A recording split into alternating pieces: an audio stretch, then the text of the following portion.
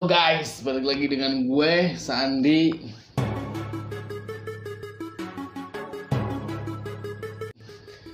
Kali ini gue akan menceritakan tentang seorang bangsawan sadis yang gemar mandi darah manusia, cuy. Kadang gue mandi pakai air yang rada amis aja gue suka enek. Ini orang malah demen banget mandi pakai darah. Udah gitu requestnya darah perawan lagi. Gila ya? Penasaran kan kayak apa? Makanya subscribe dulu dong. Subscribe dulu. Oke, kita mulai ceritanya. Dia adalah Elizabeth Bathory. Manusia ini menjadi salah satu wanita terkejam sepanjang sejarah, cuy. Bahkan dirinya masuk dalam Guinness Book of Records sebagai wanita pembunuh dengan korban terbanyak. Anjir, gila ya lu. Dalam waktu 25 tahun ia telah menyiksa dan membunuh 650 gadis muda, cuy. Menurut gue sih kayaknya setan aja kalah jahat ya sama dia, bener gak? Elizabeth Bathory lahir pada tanggal 7 Agustus 1560 di Hungaria, cuy. Ia merupakan anak dari pasangan Georges dan anak bangsawan kaya raya dan salah satu keluarga ningrat terkaya di Hungaria pada masa itu, cuy. Keluarga besarnya pun terdiri dari orang-orang terpandang seperti kakek buyut Elizabeth, Prince Stephen Bathory, salah satu kesatria yang memimpin pasukan Vlad the Impaler Dracul ketika merebut kekuasaan di Wallachia seabad sebelumnya. Memasuki tahun 1575, cuy, Elizabeth menikah di usia yang cukup muda, cuy, 15 tahun dengan Count Franz Nadasdy. Susah banget menurut gue, sumpah. Berumur 10 tahun lebih tua, keluarga Nadasdy ini lebih rendah dibandingkan kedudukan Ningrat Bathory. Makanya nama belakangnya tuh nggak mau pakai nama suaminya, cuy. Dia tetap pakai nama Bathory karena kedudukannya lebih tinggi. Mungkin kastanya kali ya, masih lebih tinggian istrinya. Mereka kemudian tinggal di sebuah kastil Setsi, sebuah kastil di atas pegunungan dengan desa di bawahnya. 3 tahun setelah pernikahan mereka, Nadasdy diangkat menjadi kepala komandan pasukan Hungaria, cuy. Memimpin perang melawan Ottoman kala itu. Sang suami jarang mendampingi Elizabeth, dikarenakan dirinya kerap bertempur di medan perang, cuy. Elizabeth dengan usianya yang tergolong muda, merasa sangat kesepian dengan kesendiriannya sehari-hari. Yalah, namanya juga masih puber kali ya. Ia kemudian memiliki banyak kekasih gelap yang melayani selama sang suami tak berada di kastil. Yang cukup mengejutkan adalah Elizabeth menjadi seorang biseksual, cuy, dan melakukan hubungan lesbian dengan Countess Clara Bathory yang notabene adalah bibinya sendiri. Jadi kayak ya sama cowok bisa, sama cewek juga bisa gitu loh. Sekitar tahun 1585, Elizabeth melahirkan seorang anak perempuan yang ia beri nama Anna. 9 tahun berikutnya Elizabeth melahirkan 2 anak perempuan, Ursula dan Katrina. Pada tahun 1598, ia melahirkan putra pertamanya yang diberi nama Paul. Pada tahun 1600, Nadasdy sang suami ini meninggal di usia 51 tahun. Tapi tidak diketahui, cuy, penyebab kematiannya itu apa karena penyakit, apa karena akibat luka perang. Kan karena dia sering perang terus tuh. Setelah itu Elizabeth terjerumus dalam pengaruh satanisme yang dibawa salah seorang pelayannya, cuy, namanya Dorca. Dengan dorongan dari si Dorca ini, si Elizabeth mulai menikmati kepuasan seksual melalui penyiksaan yang ia lakukan terhadap para pelayannya, cuy, yang masih muda. Ia juga dibantu beberapa pelayan terdekatnya, antara lain Suster Ilona Jo, Johannes Uchvari, dan Anna Darfula. Dalam usianya yang mulai memasuki 40 tahun, Elizabeth takut, cuy, kehilangan kecantikannya. Ya kan, namanya juga putri, ya kan, jadi dia tuh kayak ngerasa, wah, gue harus tetap muda gitu kan. Hingga suatu hari seorang pelayan sedang menyisir rambutnya. Tidak sengaja pelayan itu menarik rambutnya. Lalu Elizabeth marahlah, menampar pelayan itu dengan keras sehingga berdarah. Melihat darah pelayan tersebut mengenai tangannya, ia segera berpikir bahwa darah tersebut akan memberinya kesegaran dan awet muda. Kekejaman pun dimulai. Awalnya Elizabeth membunuh pelayan-pelayan di kastilnya, cuy.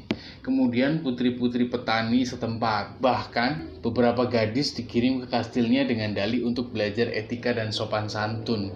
Elizabeth juga membuat lowongan kerja fiktif, cuy, buat gadis-gadis di desa agar mau datang ke kastilnya. Setelah berhasil memancing korbannya, lalu Elizabeth menyiksa mereka sampai mati, cuy. Cara yang dilakukan pun sangat kejam.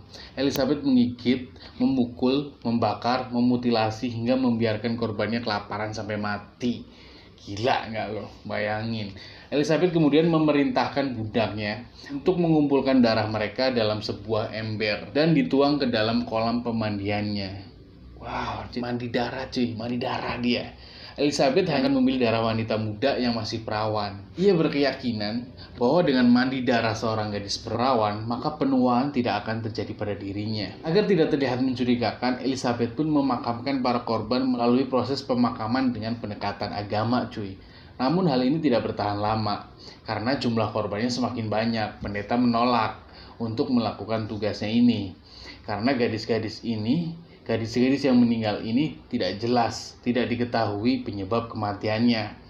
Elizabeth pun mengancam sang pendeta untuk tidak menyebarkan masalah ini. Mulai kehabisan alasan, Elizabeth tidak lagi mengubur jasad para korbannya, melainkan membuangnya secara asal ke beberapa lokasi, seperti sebuah ladang, sungai yang mengalir di belakang kastil, kebun sayur, dan tempat lainnya.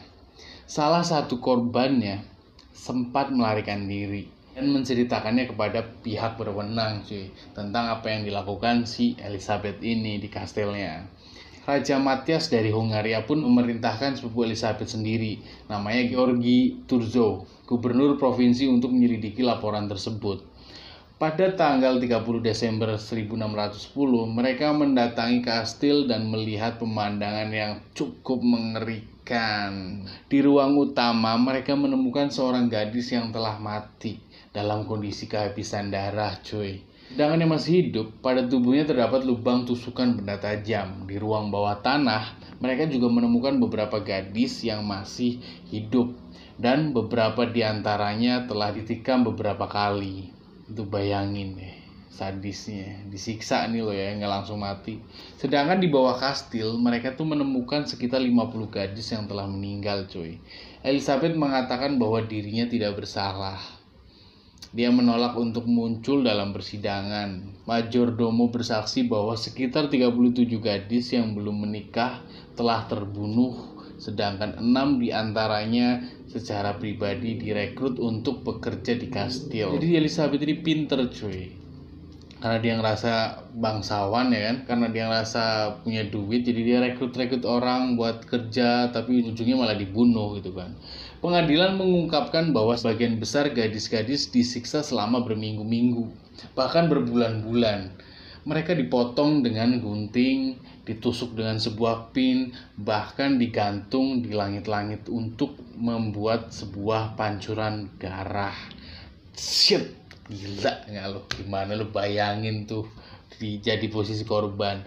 Salah satu budak Elizabeth bersaksi bahwa sekitar 40 gadis telah disiksa dan dibunuh. Namun faktanya Elizabeth telah membunuh lebih dari 612 wanita berdasarkan catatan dalam buku hariannya. Catatan lengkap mengenai persidangan ini berada di Hungaria cuy. Orang-orang yang terlibat dalam pembunuhan ini kecuali Elizabeth dipenggal dan dikremasi. Karena menyandang status bangsawan, Elizabeth tidak diizinkan dihukum cuy atau dieksekusi pancung, padahal pelayan-pelayannya ini dihukum pancung. Tapi karena Elizabeth ini bangsawan jadi nggak boleh. Akhirnya Elizabeth cuma dikurung di dalam kastilnya. Elizabeth dibiarkan di dalam sebuah kamar tanpa jendela, hanya terdapat celah kecil sebagai tempat untuk memberi makan. Jadi dia cuma dikurung di kastil tapi nggak dieksekusi mati. Pada tahun 1614, Elizabeth akhirnya ditemukan meninggal oleh penjaga kastilnya dalam usia 54 tahun. Sadis nggak sih menurut lo apa yang dilakukan manusia ini? Menurut gue nih ya, kalau sampai 612, kurang lebih 612 orang yang dibunuh sama dia, itu sama aja kayak kalau di Jawa itu di kampung gue tuh sekitar hampir 1 RW orang, kayak 1 RT atau 1 RW gitu dibantai sama 1 perempuan cuy. Gila kan lu. Sadis ya kan. Kadang mungkin kalau mungkin setan juga berpikir, wah lu lebih jahat cuy, lu lebih jahat dari gue, kata setannya gitu ya kan.